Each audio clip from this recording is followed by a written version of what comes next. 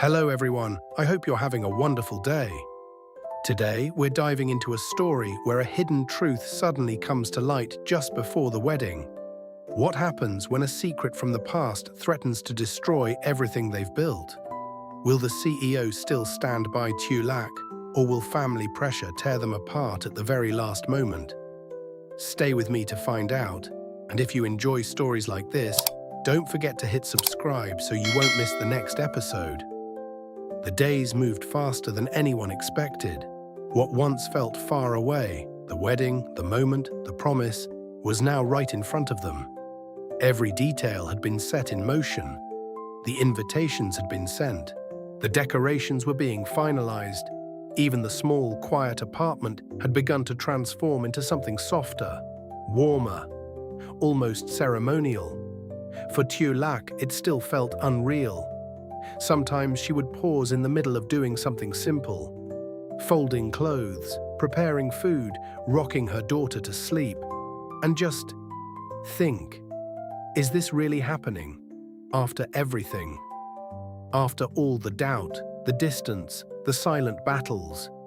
They had made it here, but peace, as she was slowly learning, never came without a cost.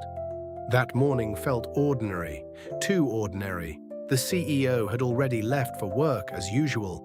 He had kissed his daughter's forehead, reminded Tieu Lac not to overwork herself, and left with that same steady calm he always carried.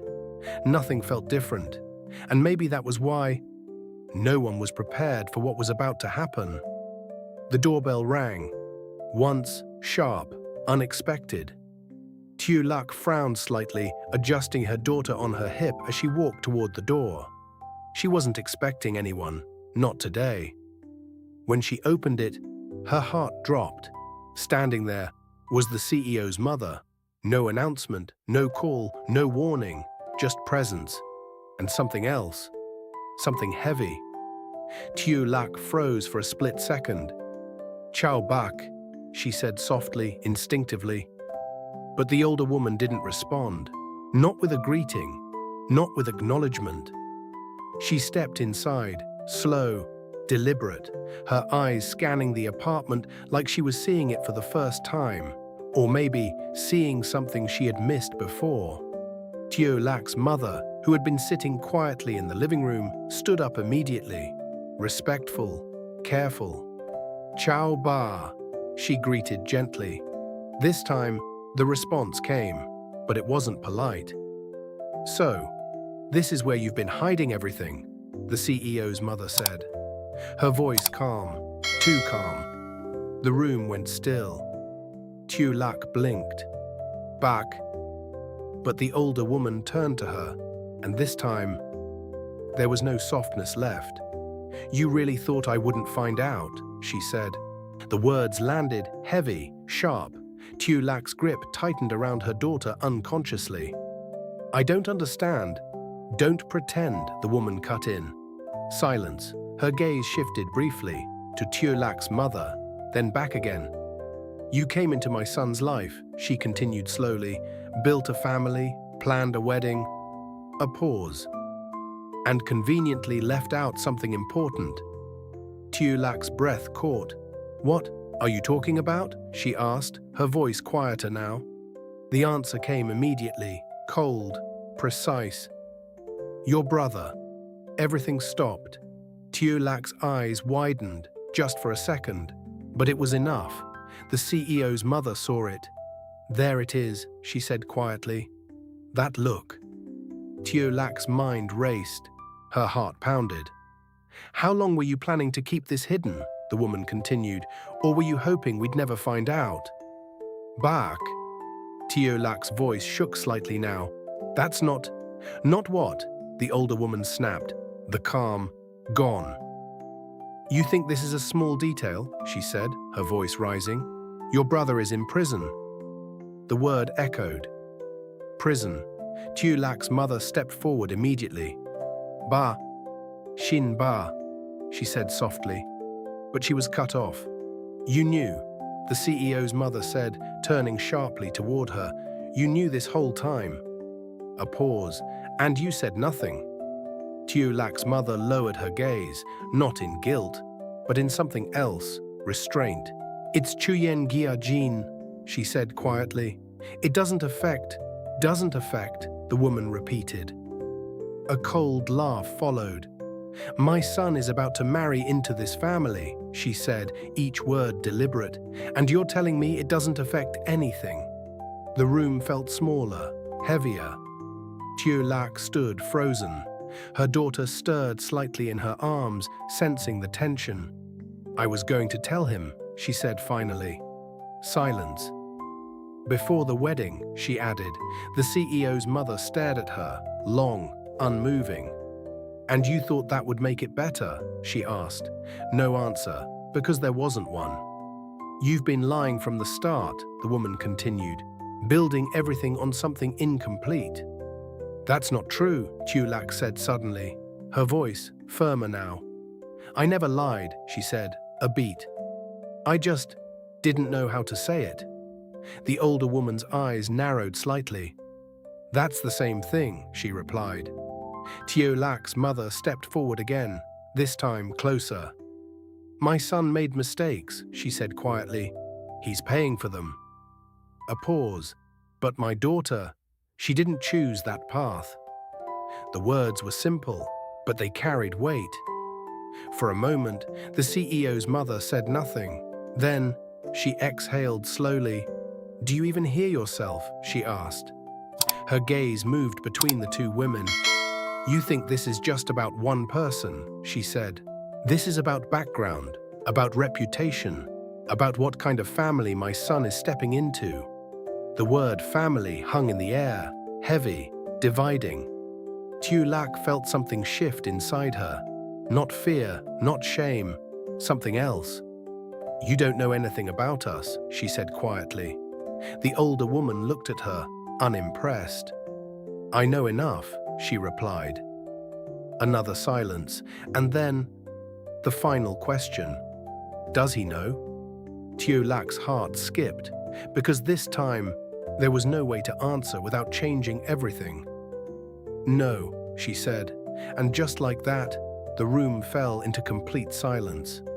Because now, it wasn't just about the past, it was about the truth.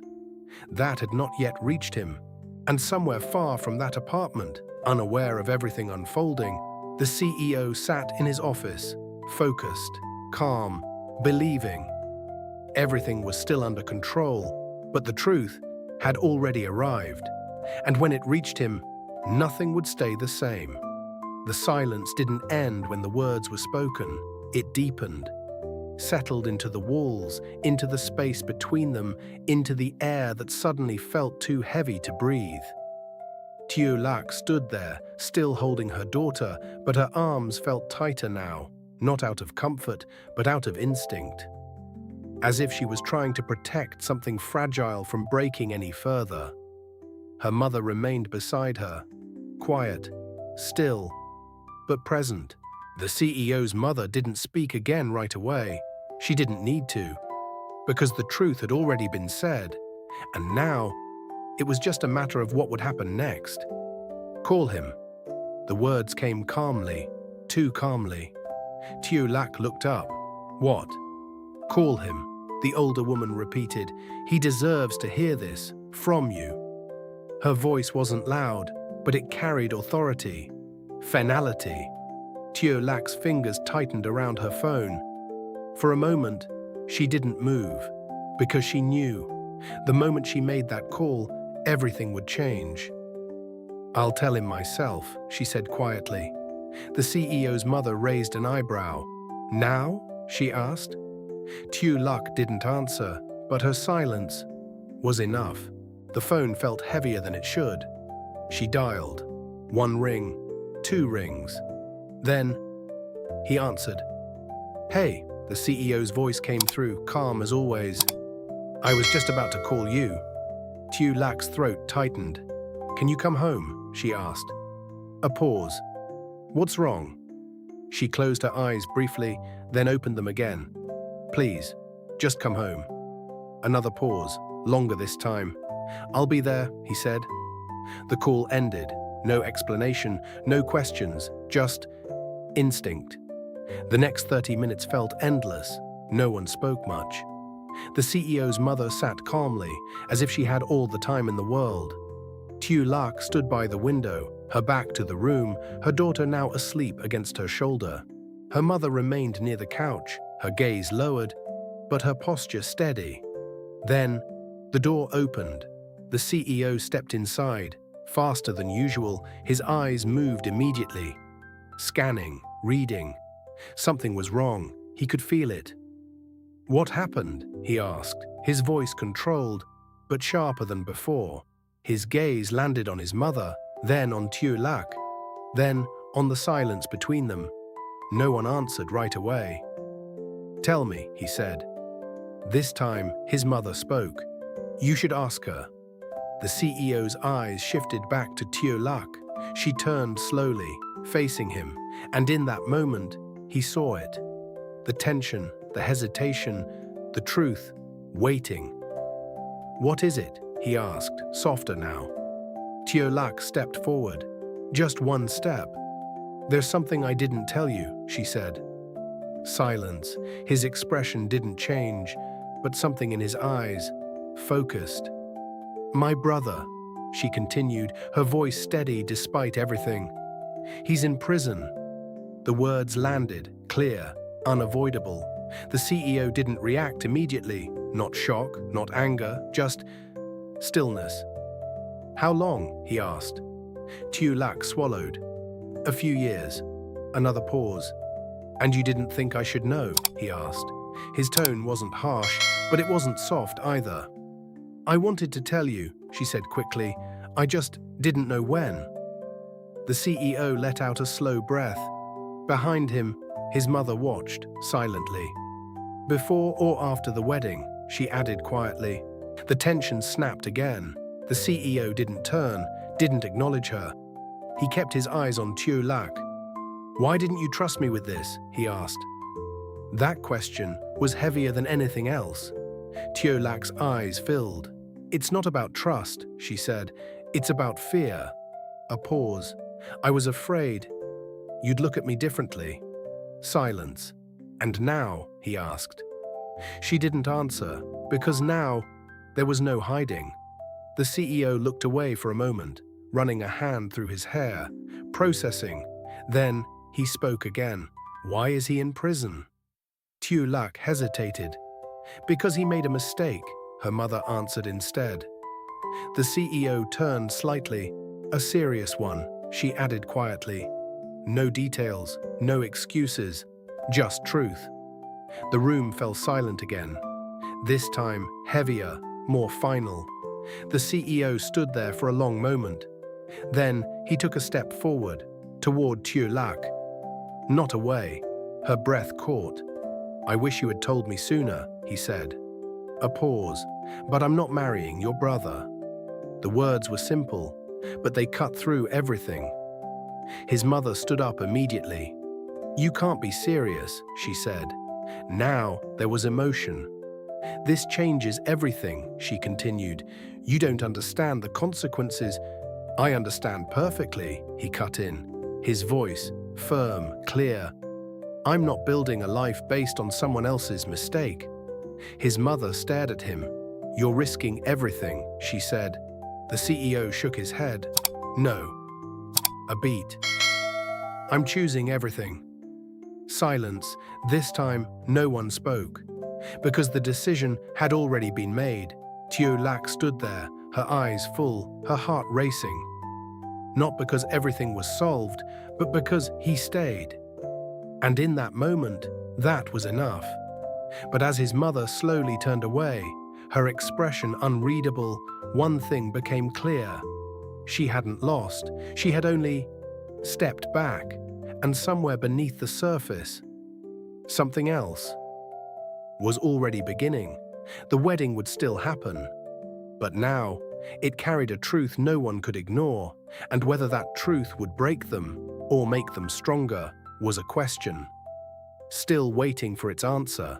As the wedding approaches, a shocking secret is revealed. Tieu Lac's brother is in prison, something she never told the CEO. His mother, furious, accuses Tieu Lac and her family of hiding the truth. and trying to deceive her son. The tension explodes when the CEO returns home and faces this unexpected reality.